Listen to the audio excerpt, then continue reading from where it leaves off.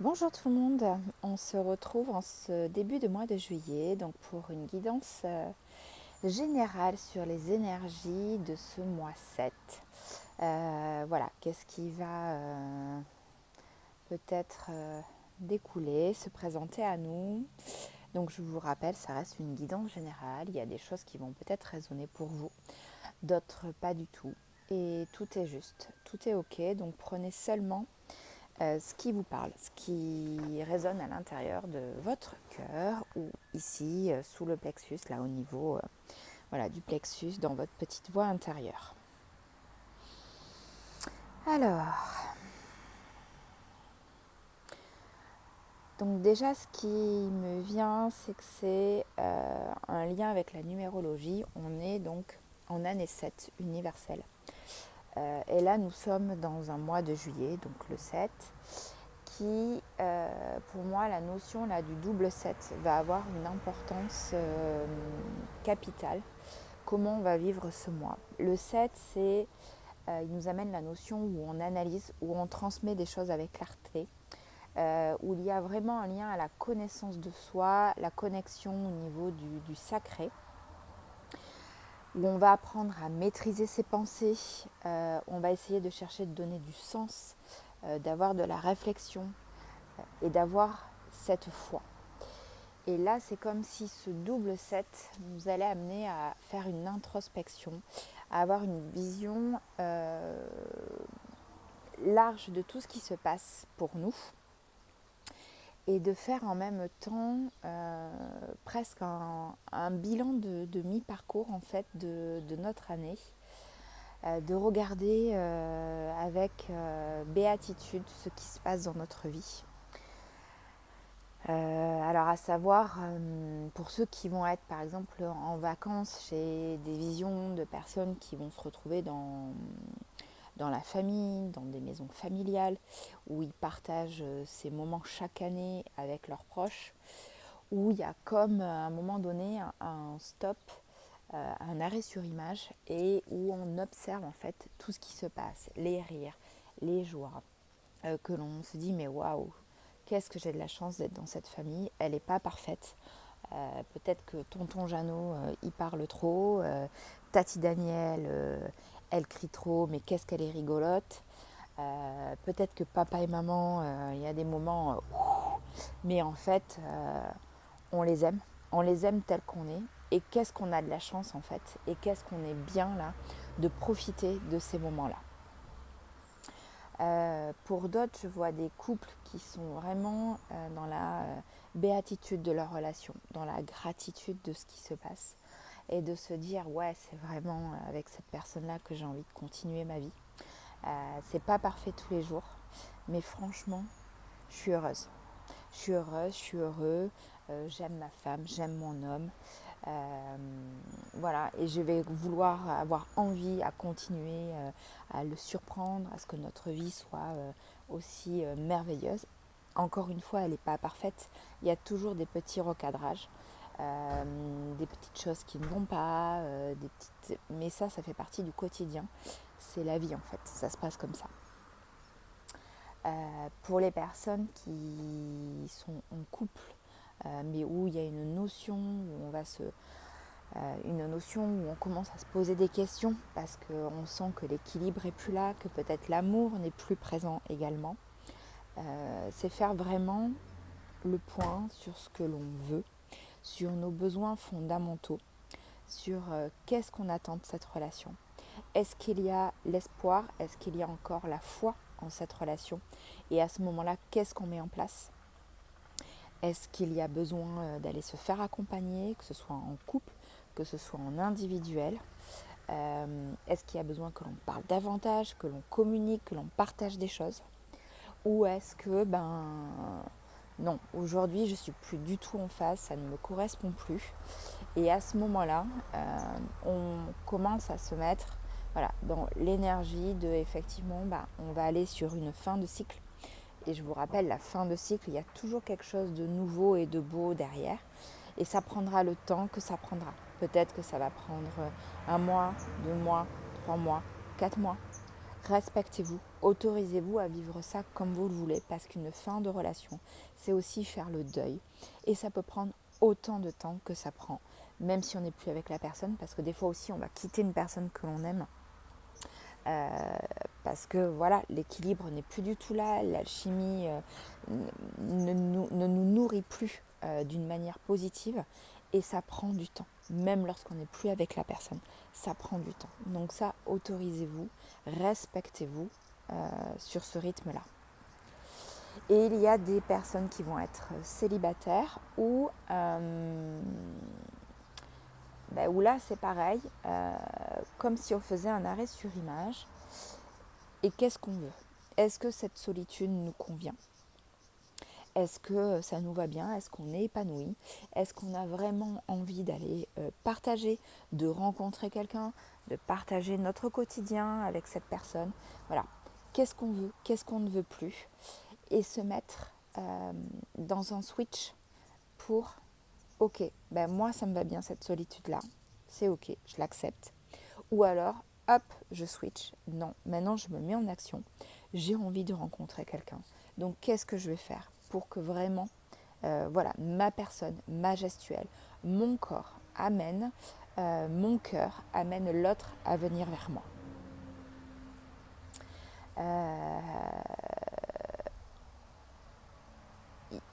Dans ce chiffre 7, il y a la notion aussi de mettre de la conscience, du sacré, du spirituel. Donc comme je vous disais, je ressens comme si on allait faire un petit peu bilan, une introspection, regarder un petit peu en arrière, qu'est-ce qui s'est passé. Comme je vous disais, il peut y avoir besoin peut-être de commencer à ressentir le besoin, de se faire accompagner, aller vers peut-être des thérapeutes auxquels on n'aurait jamais pensé avant, aller faire une guidance pour voir qu'on nous mette de la lumière sur notre chemin. Enfin, voilà, laissez libre cours, donc ça sera peut-être pas dans l'instant T, ça sera peut-être avec l'énergie de la rentrée, en septembre, voilà, que vous mettrez ça en place, où vous allez prendre le téléphone, prendre les rendez-vous. Mais il y a peut-être cette notion-là aussi, d'essayer de voir les choses, d'amener une nouvelle dimension en fait à votre vie, vous extraire de tout ça pour voir d'un peu plus haut qu'est-ce qui s'y passe. Ça ne veut pas dire que quand je vous dis, voilà, il y a cette notion de double 7, c'est pas non plus dans l'instant présent. C'est juste peut-être uniquement la prise de conscience et l'action va se passer un peu plus tard en fait dans le cours de l'année ou peut-être en début d'année prochaine. Voilà, ça c'est chacun. C'est la même chose dans ce que je ressens dans le monde du travail où l'ambiance va être un peu plus... alors, même si maintenant il n'y a plus trop de... Enfin, il y a une activité qui souvent est constante et on est en permanence en train de solliciter les gens. Donc c'est vrai qu'il n'y a pas vraiment de temps de pause, mais là c'est pareil. C'est comme s'il y allait avoir une introspection au niveau du travail parce qu'on est amené à se poser beaucoup de questions dans la société, dans le monde dans lequel on vit. Est-ce que c'est ça que l'on a envie? Est-ce que vraiment ma vie comporte tout ce dont j'ai vraiment besoin, mais des besoins fondamentaux? Plus dans une quête de besoin de superficialité ou d'aller chercher d'autres choses qui ne nous nourrissent plus, quoi, en fait. Là, il y a une notion où on a envie de choses, mais qui vont... et quand je vous dis nous nourrir, c'est nous nourrir bien culturellement, que ça nous fasse chaud au cœur, que ça nous fasse vibrer, que ça nous fasse triper, que l'on prenne du plaisir. Il y a une notion de ne plus aller dans une quête d'aller chercher des choses parce que le voisin, la voisine, ma collègue, mon collègue, il a ça, donc je veux la même chose. Non, en fait, c'est vraiment retourner à nos fondamentaux. Qu'est-ce qu'il y a de bon pour nous? Qu'est-ce que je veux?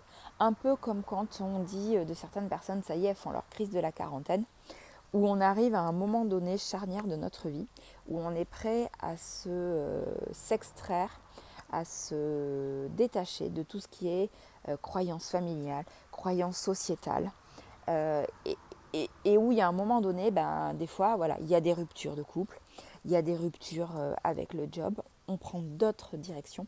Et là, c'est comme si c'était ça, comme si il y avait ce moment-là, ce stop. Voilà, il y a un stop et on se dit, ok, là, qu'est-ce que j'aime, qu'est-ce qui est bon pour moi, qu'est-ce que je veux conserver, qu'est-ce que j'ai envie de changer. Et c'est vraiment mettre la conscience pour commencer à se mettre en action. Et encore une fois, comme je vous le dis, il y a la prise de conscience et les actions, des fois, elles peuvent arriver plus tard.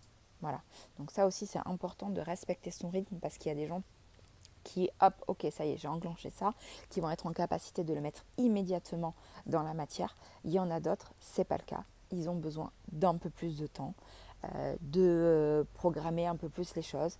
Voilà. Et ça, c'est ok. On a chacun notre rythme, on est tous différents. Et il faut qu'on accepte ça, notre différence. Parce qu'on parle très souvent voilà, de notions d'amour inconditionnel, de respecter l'autre, de bienveillance, d'humilité, tout ça. Mais vraiment, soyons acteurs de ces mots, de ces valeurs que l'on prône. Voilà. Alors, c'est pas simple, hein, parce que moi, la première, je continue à travailler sur le sujet. Moi aussi, il y a des moments, il y a des dérapages. Mais voilà, il faut qu'on le soit de plus en plus. Et c'est retourné, et c'est pour ça le mot humilité, en ce moment je l'emploie beaucoup dans ma vie parce que il y a des choses où moi je me voyais aller tac tac tac tac tac, ça va se passer comme ci comme ça, et en fait j'ai eu d'énormes stops, j'ai eu d'énormes peurs, j'ai eu d'énormes doutes et j'ai pas pu tout concrétiser comme c'était projeté dans ma tête, dans mon esprit, dans ce que j'avais calculé dans mon petit planning, voilà. Bon, tout était bien, le côté très perfectionniste que je peux avoir de mon 7. Voilà, puisque j'ai du 7 dans ma numérologie. Donc c'est pour ça que je vous dis, là qu'on est dans une année personnelle 7 sur un mois 7, si des fois on n'arrivait pas à respecter le rétro-planning qu'on s'est imposé, tout va bien. C'est que derrière, il y a des leçons à avoir, il y a des prises de conscience à faire. Et donc tout va bien. Voilà, la vie est bien faite. Et l'univers nous met toujours sur notre chemin les leçons de vie que l'on doit expérimenter, même si parfois elles ne nous plaisent pas toujours, qu'elles sont peu simples, peu douces, mais c'est qu'on a toujours, il y a toujours quelque chose à comprendre, il y a toujours un cadeau derrière. Alors, est-ce qu'on a d'autres messages pour cette guidance du mois de juillet, s'il vous plaît ?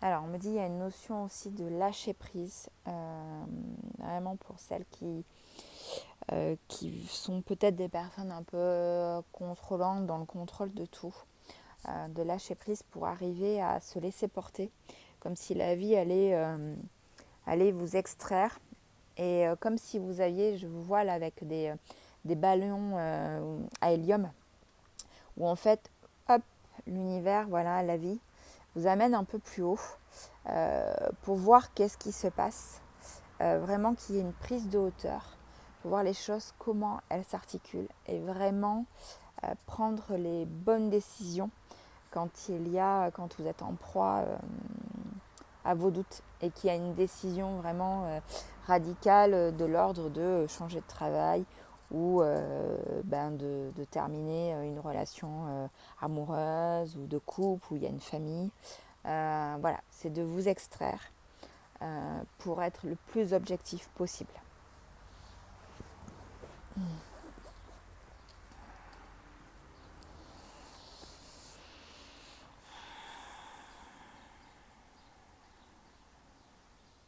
Alors à côté de ça, il y a d'autres personnes où effectivement ça continue à aller à 1000 à l'heure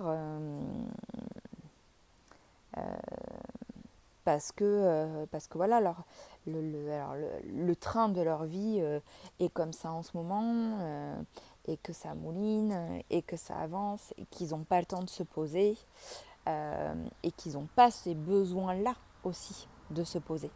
Et c'est là où je vous dis en début de vidéo, voilà, prenez ce qui résonne aussi, parce que même moi, là, vous voyez, j'ai changé, enfin, mon débit de parole est plus lent, c'est plus posé, mais parce que c'est ce moi-là qui amène ça.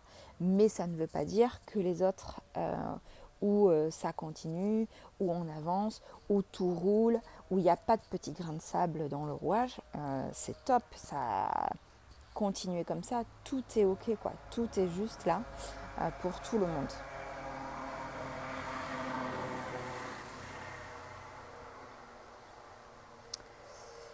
Alors, est-ce qu'on a d'autres messages, s'il vous plaît, pour cette guidance du mois de juillet?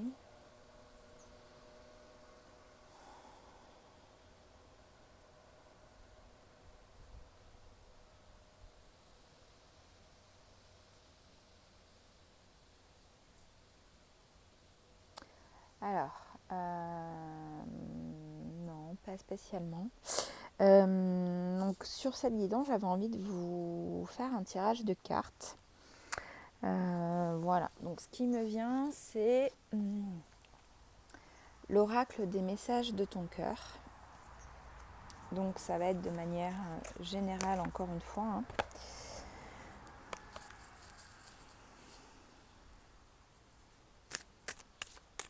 Alors, qu'est-ce qu'on va nous dire aujourd'hui ?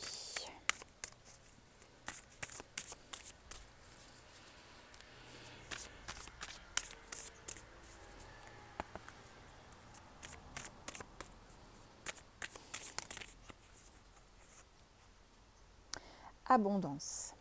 L'abondance vient de l'intérieur, de ta capacité à voir toutes ces choses magnifiques qui t'entourent, de la gratitude que tu portes à l'univers de t'offrir ce qui fait déjà partie de ta vie. Donc ça corrobore à ce que je vous disais. À savoir que là, c'est faire le bilan vraiment pour mettre de la gratitude dans votre vie. De la gratitude envers ce que l'univers nous amène, nous porte.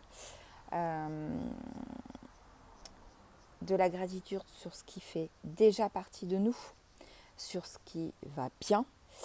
C'est revenir, comme je vous disais, à des fondamentaux, mais dans le sens, déjà aussi faire le bilan de qu'est-ce que l'on a, qu'est-ce qui va bien.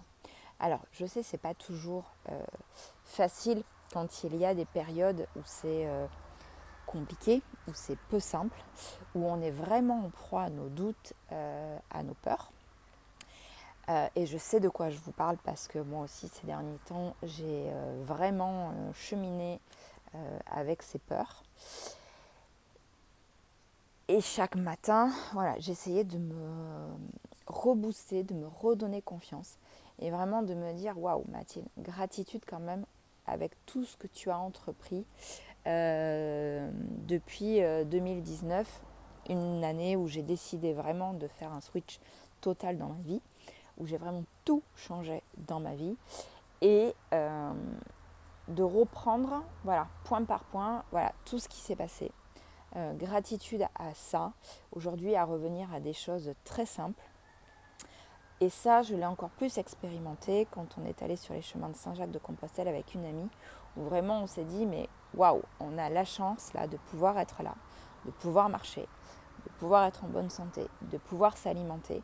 Alors, ça peut vous paraître un discours très bateau, très basique, pas toujours simple à se le dire dans les moments de doute et de peur.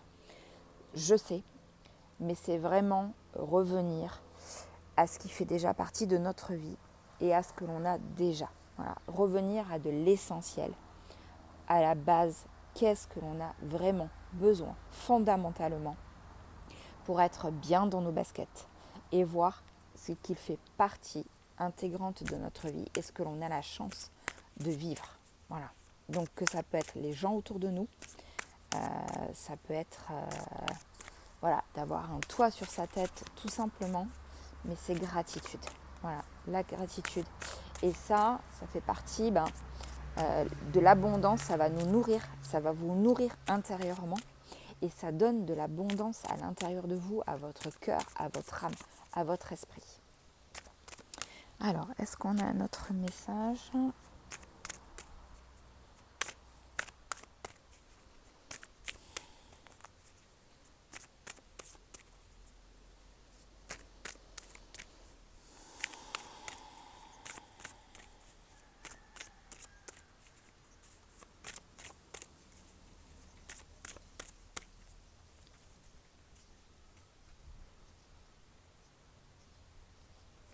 Sensibilité.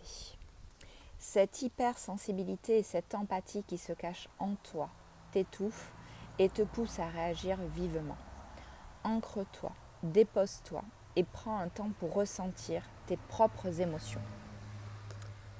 Donc là, toujours pareil, c'est se poser, prendre le temps de se poser. Même si on ne va pas bien, c'est ce que je vous disais, même si on a une période de doute, même si on sent qu'on est vulnérable, que les émotions sont bien présentes, c'est se poser et s'ancrer. Pour s'ancrer, je vous ai fait un post sur l'ancrage, où vous avez des huiles, des pierres qui sont à votre disposition. Pourquoi c'est important de s'ancrer ?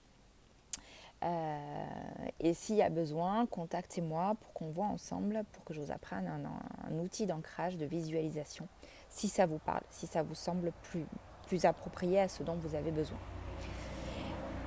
Et tout ce qui se passe à l'intérieur de vous, effectivement, vous pousse à vous réagir à aujourd'hui. Peut-être que des fois, vous avez des émotions aussi qui ne vont pas vous convenir envers votre cercle proche dans le domaine professionnel. Donc c'est pour ça. Faites ce temps de pause, d'introspection qui vous est demandé là avec ce mois 7 où vraiment il y a une double énergie du 7. Alors, on m'a dit de tirer une dernière carte de l'oracle de naissance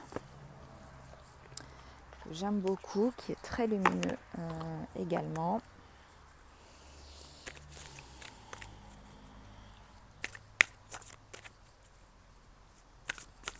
Ce qui a libéré, oula, beaucoup de choses arrivent. Ce qui a libéré en ce moment, c'est les doutes, la confusion, tout ce côté perfectionniste qui est en vous, la distance que vous pouvez mettre. Voilà, pour ceux qui sont dans une période où c'est vraiment pas simple, ça c'est les freins qui a libéré ce mois-ci. Donc allez-y, autorisez-vous. Alors la carte c'est présence. Incarnez le présent à travers tout votre être. Seul ce moment existe, épousez-le sans retenue. Donc plus vous allez être présent à vous-même, plus vous allez être présent aux autres, et d'où la notion d'ancrage. L'ancrage aussi, cet alignement, cette connexion à la terre, là où on a vraiment mis à l'intérieur nos racines, où on est posé, on est stable, ça va nous amener de la présence, que ce soit pour nous et que ce soit envers notre entourage. Donc c'est un joli mois qui nous attend, un joli mois où on va mettre de la conscience, où on va ralentir pour ceux qui en ont besoin. Je le répète, pour tous ceux où vous sentez qu'il y a le boost, où vous sentez qu'il y a l'énergie de l'été qui est derrière vous, qui vous pousse aux fesses, qui vous propulse, allez-y, voilà, allez-y, continuez sur cette lancée. Mais c'est juste que chacun puisse trouver ce qu'il a besoin, voilà, dans ce mois-là. Et ça peut être plus parlant pour les personnes qui vont partir en juillet, les juilletistes qui vont être en vacances, qui vont avoir ce besoin-là de se poser. Si à ce moment-là, peut-être que c'est l'occasion de vous acheter un carnet, de commencer à écrire, un carnet de bord, comme un carnet secret si vous en aviez quand vous étiez enfant. Voilà, de commencer à vous poser, à écrire, à faire un bilan. Et c'est un carnet qui peut être où vous déposez toute votre gratitude, tout votre bonheur, ou libérer sur des feuilles blanches tout ce qui ne va pas, et ça peut vous permettre de voir les choses différemment, comment vous les posez, quels sont les mots aussi que vous posez. Et il y a peut-être des feuilles, des courriers, des lettres que vous aurez besoin de déchirer, de brûler. Voilà. Mettez de la conscience dans ce que vous faites et autorisez-vous à vraiment vivre ça. Voilà, donc de la gratitude pour se nourrir vraiment de l'intérieur, de l'abondance, de se nourrir de quelque chose de positif, de la sensibilité. Osez l'embrasser, votre sensibilité. Pendant très longtemps, moi, j'en ai eu honte, je l'ai vu comme une faiblesse, mais en fait pas du tout, ça fait de moi un être humain. Je suis un être hypersensible et c'est ok, voilà. Donc acceptez ça, justement, plus on refoule nos émotions, plus on les garde à l'intérieur de nous, plus elles sont coincées. Et de la présence dans tout ce que vous faites, au sein de votre famille, au sein de votre couple, au sein de votre travail, dans ce que vous réalisez, de la présence à vous-même.